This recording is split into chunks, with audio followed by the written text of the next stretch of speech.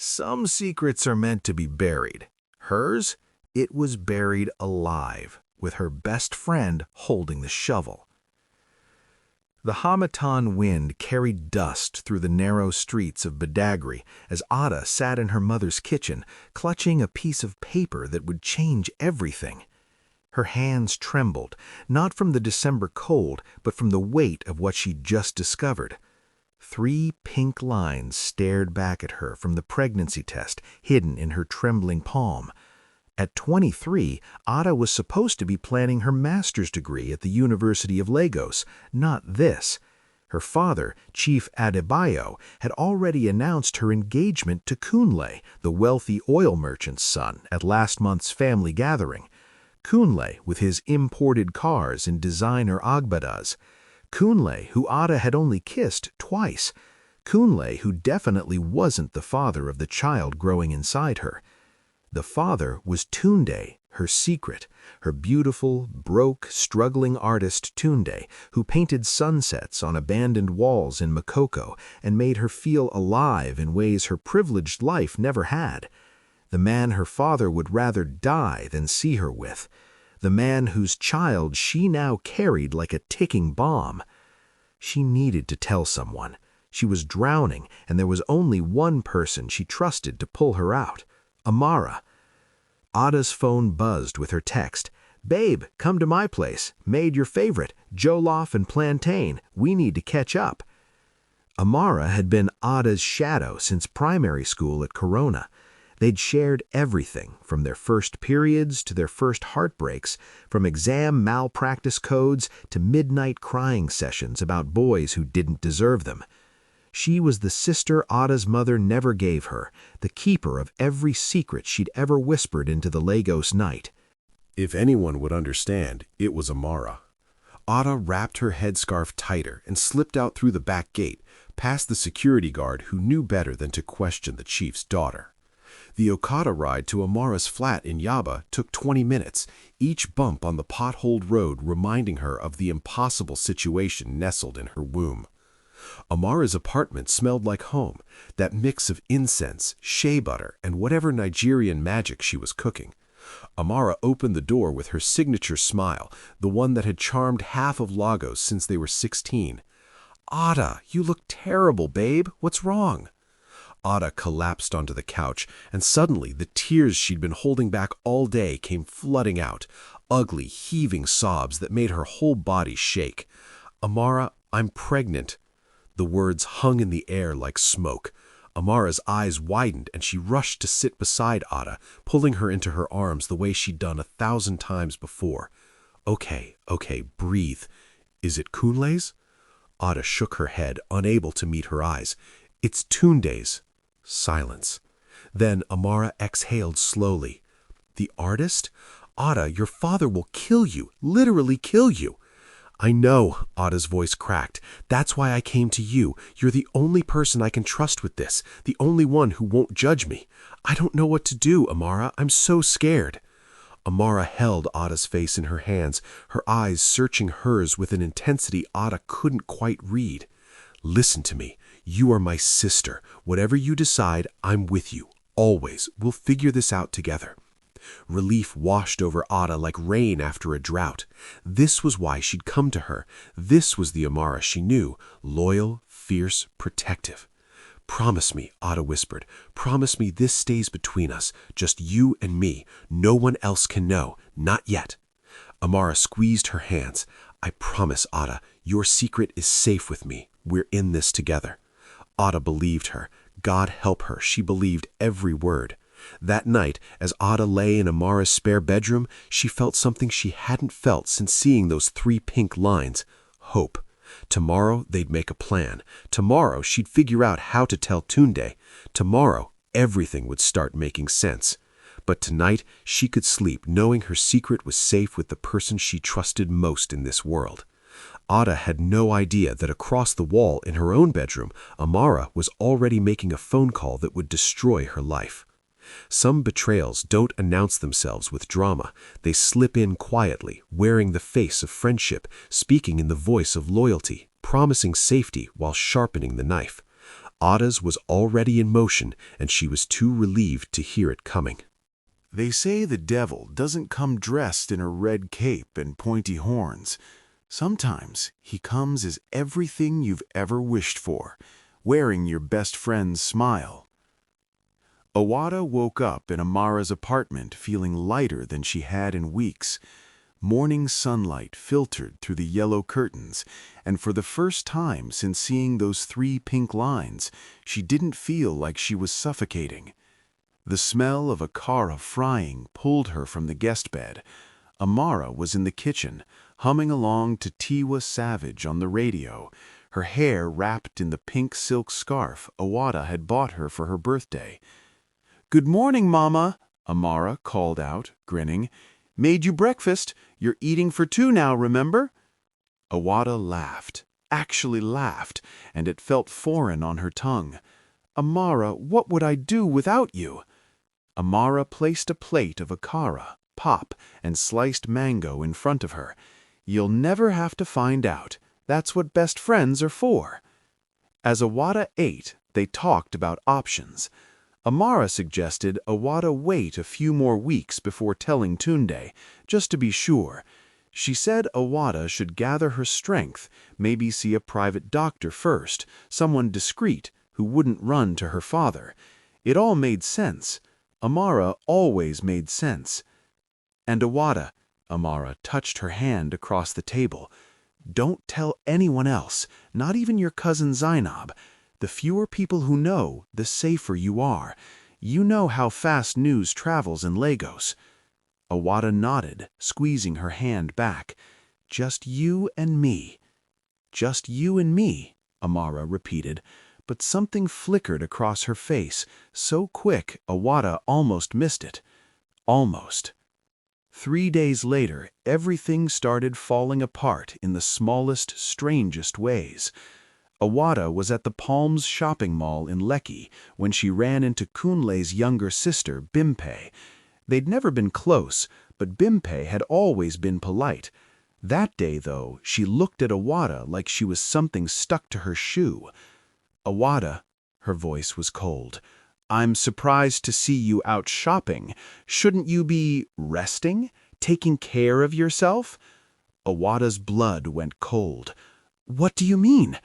Bimpe smiled, the kind of smile that draws blood. "Oh, nothing. Just that everyone's been so worried about you lately. You know how people talk." She leaned in closer, her perfume suffocating. "Especially when there are secrets that need to stay secret." She walked away before Awada could respond, leaving her frozen in the middle of the mall, her heart pounding against her ribs. Everyone? What did she mean, everyone? Awada called Amara immediately. "Babe, calm down," Amara soothed. "You're probably just paranoid. Pregnancy hormones, you know? Bimpe's always been a shade-throwing bitch. She probably doesn't know anything." Awada wanted to believe her. She tried to believe her. But then her mother cornered her at dinner that night. "Awada, is there something you need to tell me?" Her mother's eyes were sharp, searching. She'd stopped eating her soup, her spoon suspended in mid-air like a weapon. "No, Mama, why?" "Your Aunt Kemi called me today. She said she heard some disturbing rumors about you and some boy, some artist boy from a nobody family." The room spun. Aunt Kemi lived in Abadan. Awada hadn't spoken to her in months. How could she possibly know about Tunde? "Mama, I don't know what you're talking about." "Don't lie to me." Her mother's voice cracked like thunder. "Is there something going on that you're hiding from this family? Because if you disgrace your father's name, if you bring shame to the Adebayo household—" She didn't finish the sentence. She didn't need to. Awada ran to her room and locked the door, her hands shaking as she dialed Amara. "Something's wrong," she whispered into the phone. "People are talking, people who shouldn't know anything. Amara, you promised." "Ada, stop. I haven't told anyone, I swear on my mother's grave. Maybe Tunde said something to someone? You know how guys are. They drink with their friends, they brag. Tunde doesn't even know yet. Then I don't know what to tell you, babe. But you need to calm down. Stress isn't good for the baby. Maybe it's just coincidence. Lagos is a small place. People make up rumors all the time. But Ada knew. Deep in her bones, she knew this wasn't coincidence. By the end of the week, it felt like the entire city was whispering Ada's name. She went to church that Sunday, the same church her family had attended for 20 years. Women who used to hug her now whispered behind their Bibles. The pastor's wife gave her a look of such pity that Ada wanted to sink into the floor and disappear. After service, she overheard two women talking by the parking lot. Pregnant for some poor painter? Chief Adebayo must be dying of shame. That's what happens when you let your daughter run wild in Lagos. Ada stumbled to her car, vision blurred with tears. Her phone buzzed, a text from an unknown number. Does Kunle know you're carrying another man's bastard? Then another. Your father should throw you out like the trash you are. And another. Tunde doesn't even want you. He's been laughing about you with his friends. Ada couldn't breathe. The car felt too small, the air too thick. She drove to the only place she knew she'd be safe, Tunde's studio in Makoko. He opened the door covered in paint, his smile fading the moment he saw her face. Ada, baby, what's wrong? She collapsed into his arms and everything came pouring out. The pregnancy, the rumors, the messages, the feeling that her entire world was crumbling and she didn't know why. Tunde held her as she shook, his strong hands steady on her back. Ada, listen to me. I don't know who's spreading these lies, but we'll figure it out. I love you. I love our baby. And I don't care what your father says. We're going to be a family. For a moment, Ada felt safe again. Then her phone rang. Amara's name flashed on the screen. Ada, where are you? Amara's voice was frantic. Your father knows. Someone told him everything. He's losing his mind. He's called the entire family. He's saying he's going to disown you, cut you off completely. Ada, you need to come to my place right now. We need to figure out what to do before this gets worse. How does he know? Ada was barely a whisper. Amara, how does my father know? I don't know. Maybe someone saw you with Tunde? Maybe someone from church. Ada, please, just come here. I can help you. I can talk to your father. I can... Something in Amara's voice didn't sit right. Something too rehearsed, too perfect. Amara, Ada said slowly, did you tell anyone? Even by accident? A slip of the tongue? Anything? Ada, how could you even ask me that? I'm your best friend. I would never... But as Amara spoke, she heard it. In the background of the call, barely audible, but there. Kunle's voice. Is she coming? We need to move fast before... The line went dead. Ada's blood turned to ice. Kunle was at Amara's apartment. Kunle, her fiancé, who she'd never told about the pregnancy. Kunle, who somehow knew everything. Kunle, who was with Amara right now, discussing her like she was a problem to be solved.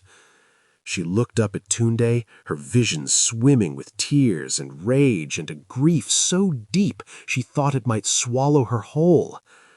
It was her, Ada whispered. It was Amara. She told them. She told everyone. Tunde's face hardened. Are you sure? Ada thought about every strange moment of the past week. Amara's too convenient advice to keep quiet, her insistence that Ada not tell anyone else, the way the rumors started exactly 3 days after she'd trusted her with her secret, the way Amara had asked so many questions about Tunde, where he lived, where his studio was, who his friends were. Information she could pass along to destroy her. Ada's had been at my apartment every day since I told her, Ada said hollowly. She's been so supportive, so loving, making me food, checking on me, telling me everything would be okay." She laughed bitterly. She was gathering intel, like I was some kind of mission. Ada's phone buzzed again. Another text from Amara. "Ada, please, come over. I can explain everything. Just trust me." Trust her. The words made Ada want to vomit. The woman she'd shared her entire life with, the woman she'd called sister, the woman who knew every scar on her soul and every dream in her heart. She'd taken Ada's secret, her most vulnerable, terrifying secret, and weaponized it. But why? That was the question that burned hottest of all. Why would Amara destroy her? You know what hurts more than a knife in the back? Realizing it was there all along and you just kept hugging your assassin tighter. Ada didn't go to Amara's apartment that night. Instead, she did something she should have done from the beginning. She started digging. Tunde wanted to confront Amara immediately. His artist's hands balled into fists, but Ada stopped him. "No! I need to understand why first. I need to know how deep this goes." They sat in his tiny studio, surrounded by his paintings of Lagos sunsets and street children, and Ada forced herself to think like a detective instead of a victim. When did things really change with Amara? Ada's phone kept buzzing. Amara's messages were becoming desperate. "Ada, please answer me. You are scaring me. Where are you? I know you're upset, but you're not thinking clearly. Pregnancy hormones. Ada, I'm your best friend. How can you think I would hurt you?" Each message felt like glass cutting deeper. But Ada left them all unread and started scrolling back through their chat history. Months and months of conversations. And then she saw it. Patterns she'd been too blind to notice. 6 months ago, when Ada first mentioned Tunde to her. "An artist? Babe, be careful. Those creative types are usually broke and unstable." "Ada, you haven't even met him yet." "I'm just looking out for you. You know I only want what's best." 4 months ago, after Amara finally met Tunde. "He's cute, I guess. But Ada, seriously, your father will never accept him. Why put yourself through that heartbreak?" "Love isn't always practical." "No, but money is, and Kunle can give you everything. Sometimes we have to think with our heads, not our hearts." 2 months ago, when Ada's father announced her engagement to Kunle. "Congratulations, babe. This is perfect. Kunle is everything. I'm so happy for you." "But what about Tunde? I'm not even in love with Kunle." "You'll learn to love him. That's how these things work. Trust me, you are making the right choice for your future." Ada hadn't noticed it then, but now it was crystal clear. Amara had been pushing her towards Kunle for months. Every conversation about Tunde had been laced with subtle poison. Every doubt Ada had about her feelings, Amara watered and fed until they grew. "She wanted me to choose Kunle," Ada whispered to Tunde. "But why would she care so much?" Then Ada's phone rang. Not Amara this time. Zainab, her cousin. "Ada, oh my God, I've been trying to reach you. Don't go to Amara's place. I just found out something." "Zainab, slow down. What are you talking about?" "I was at the spa in Victoria Island today, and I overheard these women talking. One of them mentioned Amara's name and Kunle's, and Ada, they are having an affair. Amara and Kunle have been sleeping together for months." The world stopped. "What?" "I'm so sorry, Ada. I didn't believe it at first, so I asked around. Apparently, they've been seen together in hotels, restaurants. Everyone in their social circle knows, except you. And now, people are saying that Amara is the one who told Kunle about your pregnancy. She told him you are trying to trap him with another man's baby." The phone slipped from Ada's hand. Tunde caught it, heard Zainab's voice still talking, and put the pieces together from Ada's expression. His face darkened with a rage he'd never shown before. "That's why," Ada breathed. "That's why she did it."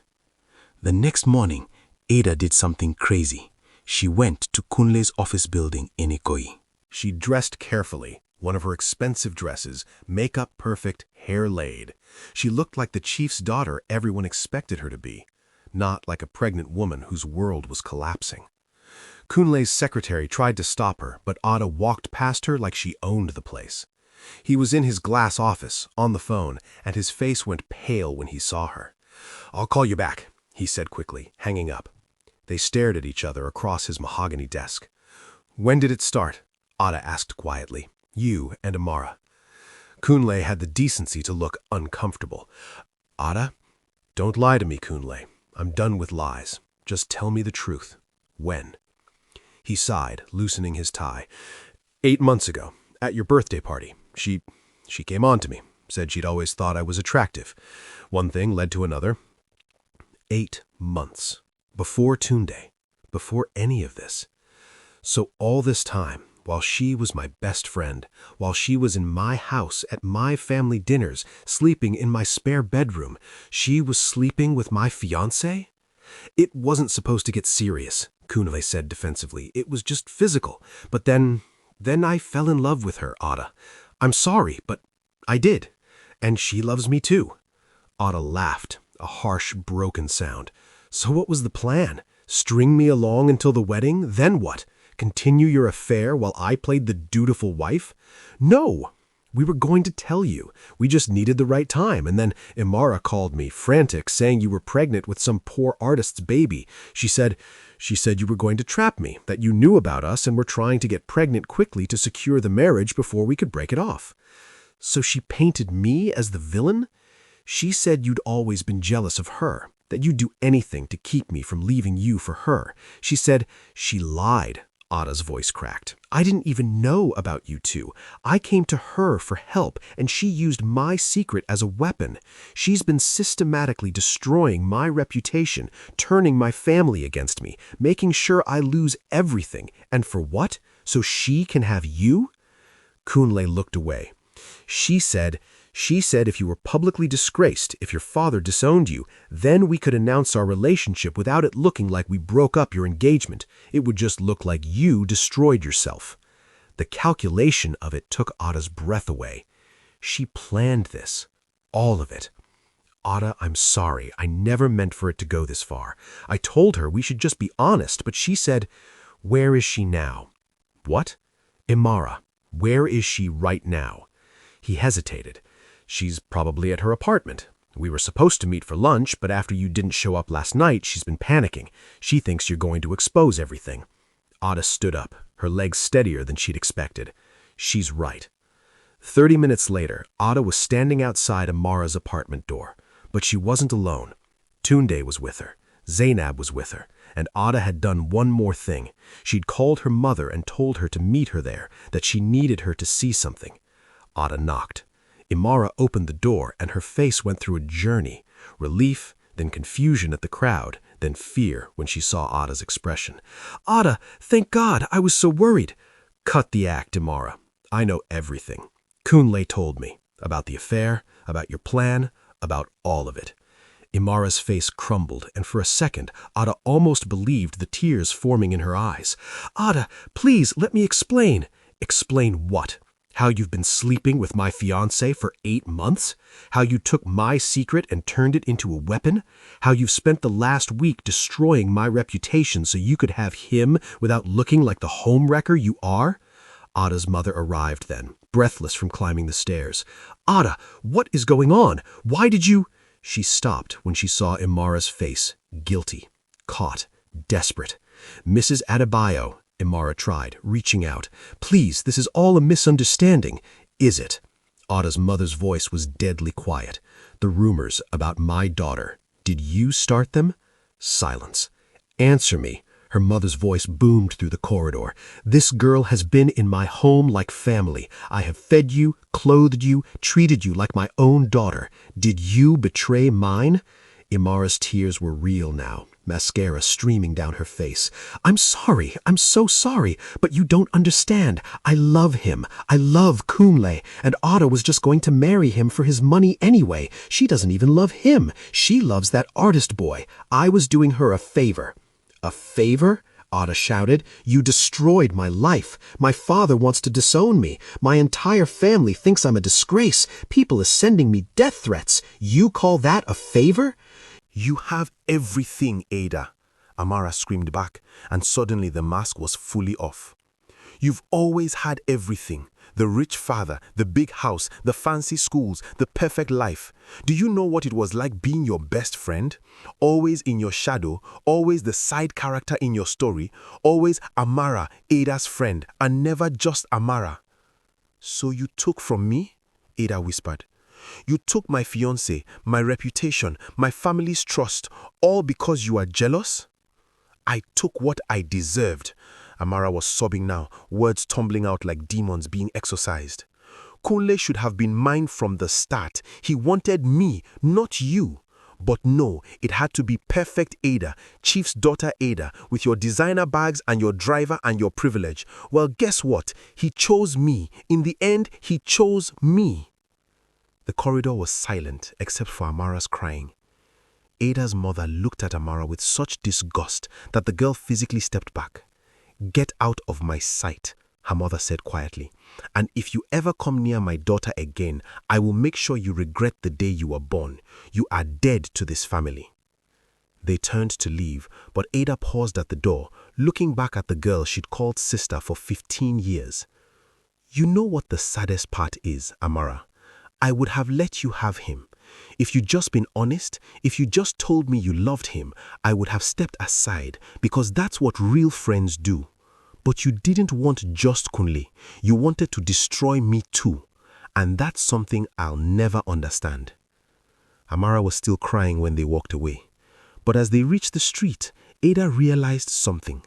The betrayal hurt, yes. The lies hurt. The calculated cruelty hurt. But she was still standing, and she wasn't alone. Tunde squeezed her hand. Her mother put her arm around her shoulder. Zainab walked beside her, fierce and protective.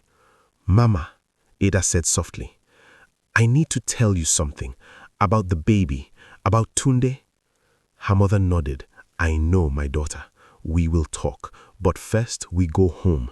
Your father needs to hear the truth. All of it. Not Amara's version. Yours."